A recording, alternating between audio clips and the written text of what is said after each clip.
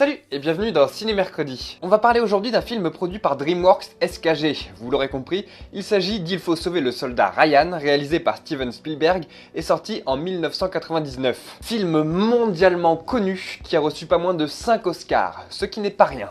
On va se le dire. Mais pour une raison qui m'échappe encore, je ne sais pas si vous êtes nombreux à avoir vu ce film. D'ailleurs, c'est une question que je me pose, n'hésitez pas à me répondre en commentaire. Pour ceux à qui j'aurais donné le goût de savoir comment ce film a été réalisé, sachez que c'est en pellicule 35 mm, sauf quelques scènes réalisées en 16 mm, certainement celles où l'action est un peu chaotique, pour accentuer cet effet-là. Sans compter que la légende raconte que plus de 90% des plans de ce film ont été tournés en caméra portée, c'est-à-dire sur l'épaule.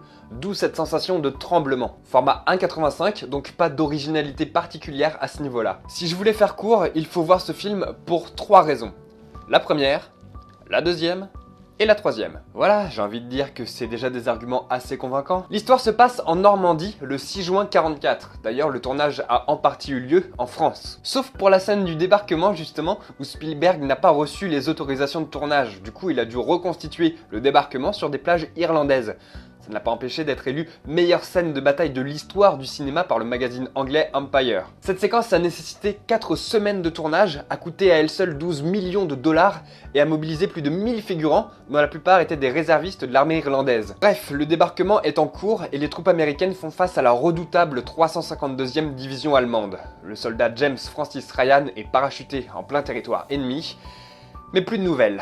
Le chef de l'état-major des États-Unis décide donc de monter une expédition de sauvetage. La mission et l'intrigue principale est de retrouver, s'il est vivant, de ramener et rapatrier le soldat Ryan. J'ai 2 anecdotes à propos de ce film. La première, c'est que le scénario est basé en partie sur une histoire vraie, celle de la famille Niland, dont le 4e fils, seul survivant, a dû être sauvé et rapatrié. La deuxième, c'est que Tom Hanks et Spielberg sont amis dans la vie, et ont pas mal hésité à bosser ensemble, ayant peur de mélanger travail et amitié. Mais ça semble avoir bien fonctionné, puisque Tom jouera dans 4 autres films de Steven.